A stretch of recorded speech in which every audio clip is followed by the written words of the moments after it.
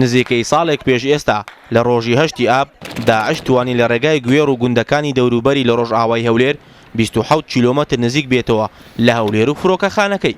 بەڵام دوای ساڵێک ئێستا جگە لە نێوگوێر بۆ ئەو بەریزەی گەورە پێشمەرگە توانیویەتی داعش بۆ نزیکەی 6 کیلۆمەتر لە هەولێر دوور بخاتەوە لە گوێرەوە تا گوندی سوڵتان عەبدوڵڵا لە نزیک ڕووباری دیجلە لە باشووری ڕۆژهەڵاتی شاری مووسڵ.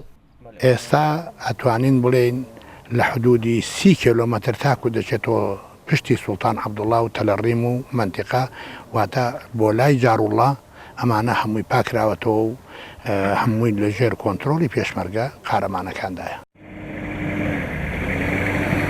بە هەمان شێوەی گوێر داعشویستی لە ڕێگەی قەزای مەخمورەوە نزیک بێتەوە لە هەولێر، بەڵام تەنها 2 ڕۆژتوانی لەم قەزایە بمێنێتەوە. مەخمور کە کەوتۆتە سنووری نێوان هەرسێ پارێزگای هەولێر و کەرکووک و مووسڵ بە دووری 60 کیلۆمەتر دەکەوێتە باشووری ڕۆژئاوای هەولێر.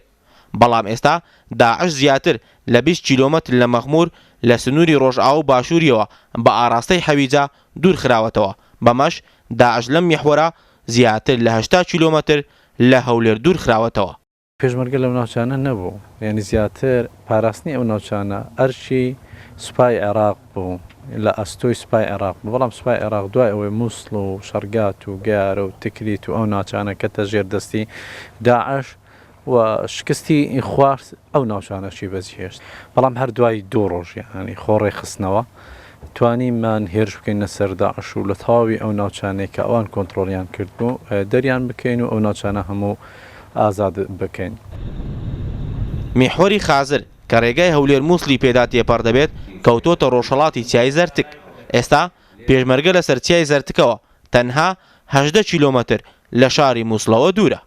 سەرەتای هێرشەکانی داعش و ئێستای پێشمەرگە وەزی ئێستای پێشمەرگە بەڕاستی ئەو کات ئێمە شارەزایەکی ئەو تۆمان نەبوو لەسەر ئەو شەڕە کە بە شێوەیەکی ئاوا درەندانە لەگەڵ ئێمەیان دەکرد.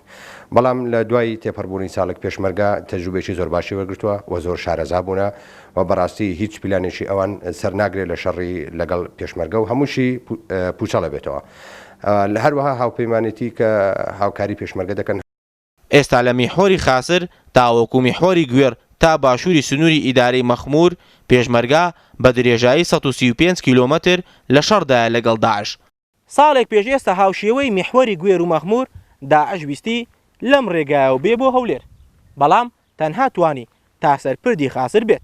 دوای ئەمە لەلایەن پێشمەرگەوە ئەم پردە و گوندەکانی دەوروبەری خاسر بە تایبەتی گوندی حەسەن شام کە بنکەیەکی سەرەکی داعش بوو کۆنتترۆل کرایەوە و مەترسیەکانی داعش لەسەر هەولێر و باشووری کوردستان دوور خرایەوە.